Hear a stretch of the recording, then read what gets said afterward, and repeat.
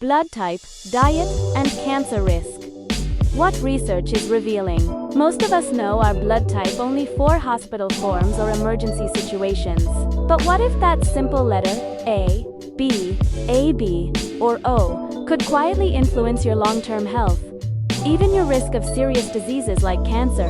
For years, scientists have debated whether blood type plays a role in inflammation, immune response, and disease development. Some studies suggest subtle links, others raise important questions. In this video, we're separating myths from real science, exploring what researchers actually know about blood type and cancer risk, and, more importantly, what you can do with this information to protect your health. Stay with us, because this might change how you think about your own body. Most people believe cancer is caused by bad luck, genetics, or something completely out of their control. But what if part of the risk comes from something you consume every single day? Something that feels normal, harmless, and even common in modern diets. In recent years, a provocative idea has gained massive attention online: that certain foods may increase cancer risk depending on your blood type. According to this claim, what is safe for one person could be harmful for another, and, in some cases, even fuel disease at a cellular level. Today's video takes a deep dive into that idea. We'll explore what foods are often labeled as cancer-causing, why blood type diets became so popular, what science actually says about the connection between food, blood type, and cancer, and most importantly, what you should realistically avoid if your goal is long-term health and longevity. This is not about fear, it's about clarity. And by the end of this video, you may look at everyday food choices very differently. Where the blood type diet idea comes from. The concept of eating according to blood type didn't appear out of nowhere. It became popular in the 1990s through books and alternative health movements that suggested each blood type evolved under different environmental conditions. According to this theory, people with different blood types digest food differently, react to stress differently, and respond uniquely to certain nutrients. Blood type O was often described as the hunter type, supposedly better suited for animal protein. Blood type A was portrayed as more agricultural, thriving on plant-based diets. Blood type B was associated with dairy tolerance, while AB was considered a mix of all types. Over time, this theory expanded. Some proponents began linking blood type not just to digestion, but to inflammation, immune response, and even cancer risk. Certain foods were labeled as dangerous or cancer-feeding for specific blood types. The idea was powerful because it felt personalized. Instead of one-size-fits-all advice, it suggested your body had a unique biological blueprint. But powerful ideas are not always accurate ones. The claim of cancer-feeding foods, one of the most emotionally charged claims in blood type-based nutrition, is the idea that some foods actively feed cancer cells. These foods are often described as inflammatory, acidic, or metabolically harmful. The foods most commonly accused include ultra-processed foods, refined sugars, processed meats, excessive alcohol, and refined carbohydrates. In blood type diet narratives, these foods are sometimes framed as especially dangerous for certain blood types, increasing vulnerability to cancers such as stomach cancer, pancreatic cancer, or colorectal cancer. The logic behind this claim often sounds convincing. Cancer cells consume large amounts of glucose. Processed foods raise blood sugar. Therefore, these foods feed cancer. But biology is more complex than that. Cancer cells do consume glucose, but so do healthy cells. The problem is not glucose itself, but metabolic imbalance, chronic inflammation, insulin resistance, and hormonal disruption, all of which are influenced by diet patterns, not blood type alone. This distinction matters. What science actually says about blood type and cancer? When researchers examine cancer risk, they look for consistent patterns across large populations.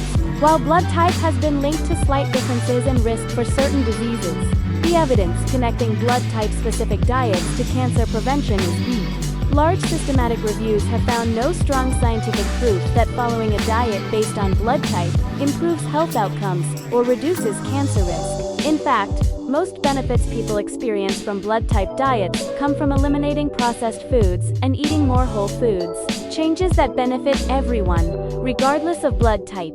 That said, some studies have observed small correlations between blood type and certain cancers. For example, blood type A has been linked to a slightly higher risk of gastric cancer, while blood type O may have a slightly lower risk. But these associations are modest and influenced by many other factors such as diet quality, smoking, alcohol consumption, and gut health. Blood type alone does not determine what food causes cancer in your body. Ultra-processed foods, the real common denominator. If there is one category of food that consistently appears in cancer research, it is ultra-processed food. Ultra-processed foods are industrial formulations made with refined ingredients, additives, emulsifiers, preservatives, artificial flavors, and excessive sugar, salt, or fat. Examples include packaged snacks, sugary cereals, processed meats, fast food, sweetened beverages, and ready-to-eat meals. Multiple large studies across Europe and North America have shown that higher consumption of ultra-processed foods is associated with increased risk of colorectal cancer, breast cancer, and overall mortality. This relationship exists regardless of blood type. Ultra-processed foods promote chronic inflammation, disrupt gut microbiota, impair insulin sensitivity, and increase oxidative stress, all conditions that create an environment where cancer is more likely to develop and progress. In other words, if Terry is a cancer-feeding food category, it is ultra-processed food, not food matched to a blood group. Sugar, insulin, and metabolic dysfunction. Another major theme in cancer discussions is sugar. Cancer cells rely heavily on glucose for energy, a phenomenon known as the Warburg effect. This has led to the belief that sugar directly causes cancer. The reality is more nuanced. Sugar itself does not cause cancer, but excessive sugar intake contributes to obesity, insulin resistance, and chronic inflammation, all strong risk factors for cancer. When insulin levels remain high for long periods, growth signals in the body increase. This environment can encourage abnormal cell growth and reduce the body's ability to regulate damaged cells. Again, this process occurs in all blood types. The issue is not your blood type's reaction to sugar, but how often your metabolism is pushed into a state of overload. Processed meat and cancer risk. Processed meats such as sausages, bacon, ham, and deli meats have been classified by the World Health Organization as Group 1 carcinogen, meaning there is strong evidence linking them to cancer, particularly colorectal cancer. This classification is based on consistent findings across multiple populations.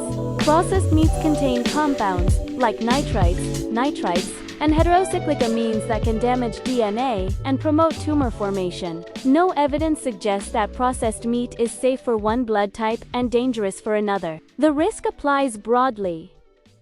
The role of inflammation and the immune system. Cancer does not develop overnight. It is the result of years, sometimes decades, of accumulated damage, and chronic inflammation plays a central role in this process. Diets high in processed foods, refined carbohydrates, and unhealthy fats increase inflammatory signaling in the body.